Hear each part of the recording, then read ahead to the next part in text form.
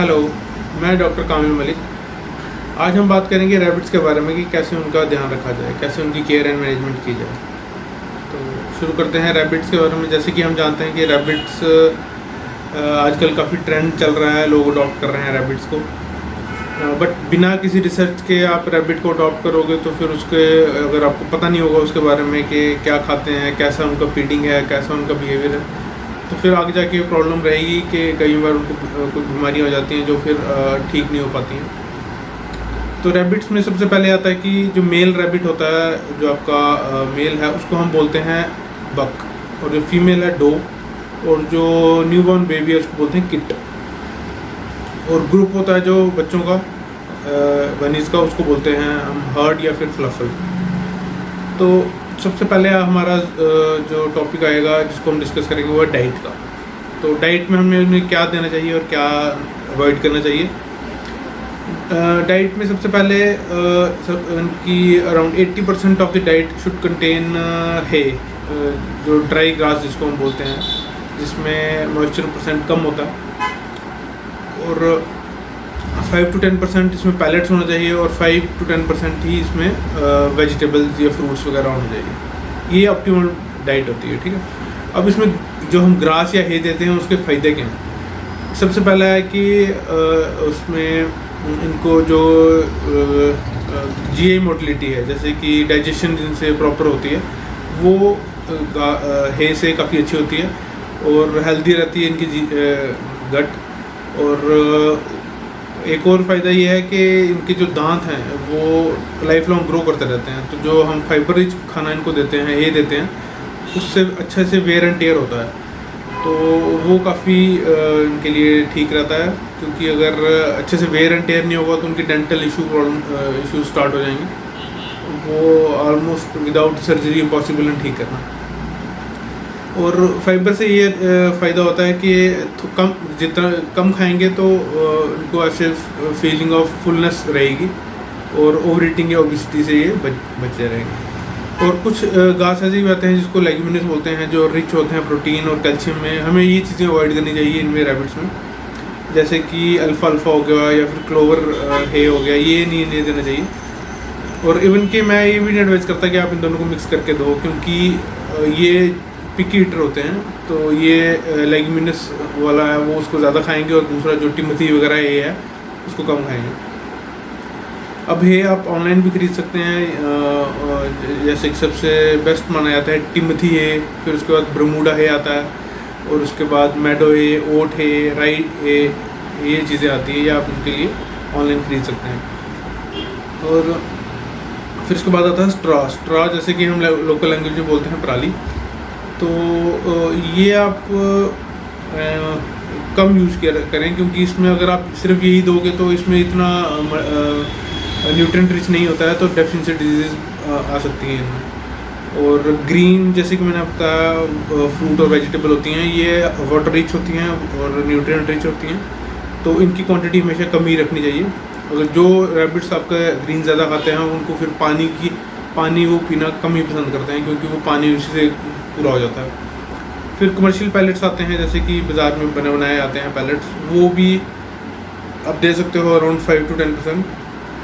तो वो आप अवॉइड भी कर सकते हो, क्योंकि उनसे भी वेयर एंड टेयर टीथ का अच्छे से नहीं होता है, और वो कंसनट्रेट होता है, तो rich in carbohydrate and proteins होता है, तो आप वो भी दे सकते हैं। फिर हम क्या चीज़ अवॉइड करनी चाहिए। सबसे पहले जितना भी है स्टार्ची फूड हो गया या फिर फैटी फूड हो गया, ये सारा अवॉइड करना चाहिए।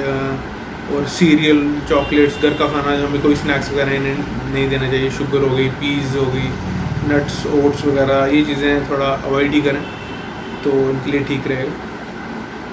और अगर आप इनको, जैसे कि मैंने आपको बताया, वैसे ही अगर आप डाइट इनको दे रहे हो तो मल्टीविटामिन वगैरह देने की कोई ज़रूरत इनको होती नहीं है, क्योंकि वो अगर आप वही दे रहे हो तो वही काफ़ी है इनके लिए, जो न्यूट्रिएंट रिच होता है।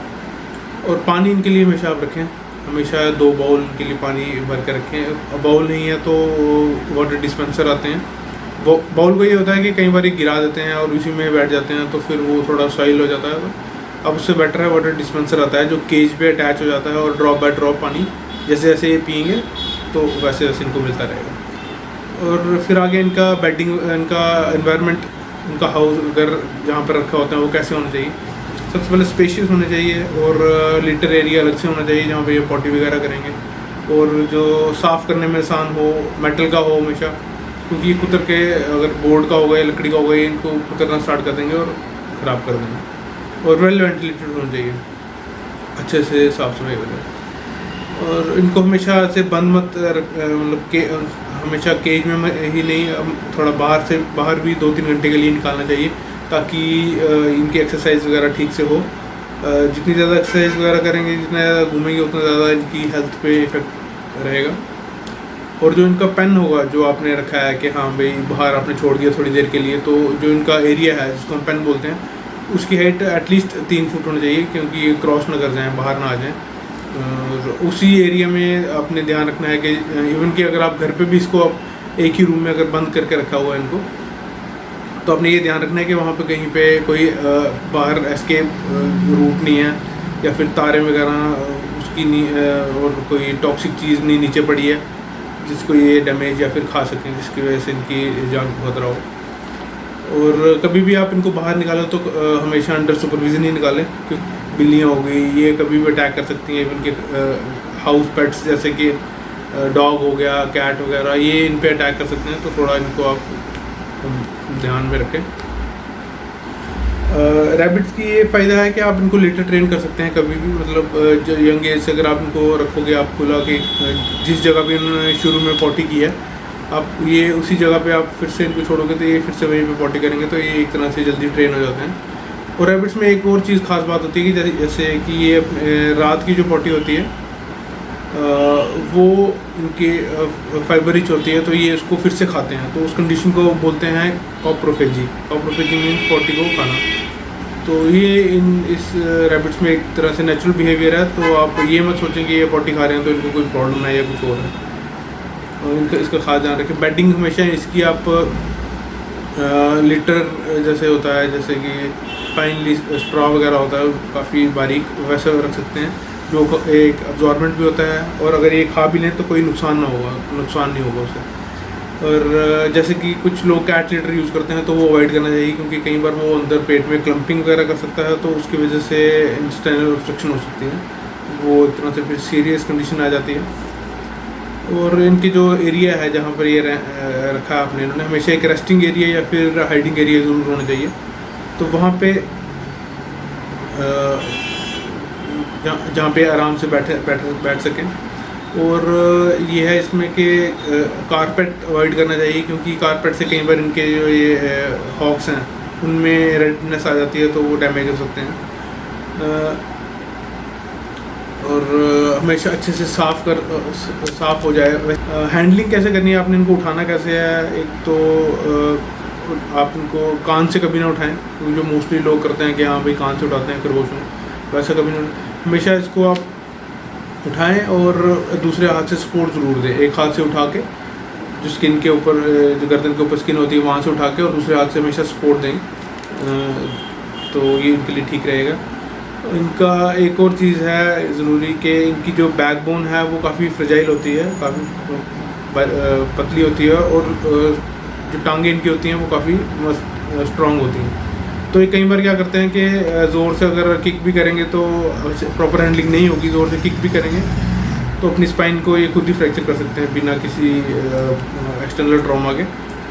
तो जैसे कि इस पिक में दिखाया गया, तो आप इसको वैसे ही हैंडल किया जाए। फिर एक और पॉइंट है इसमें स्पेइंग का, जैसे न्यूट्रिंग का, जैसे कि आपने किस एज में इनकी न्यूट्रिंग वगैरह करनी है।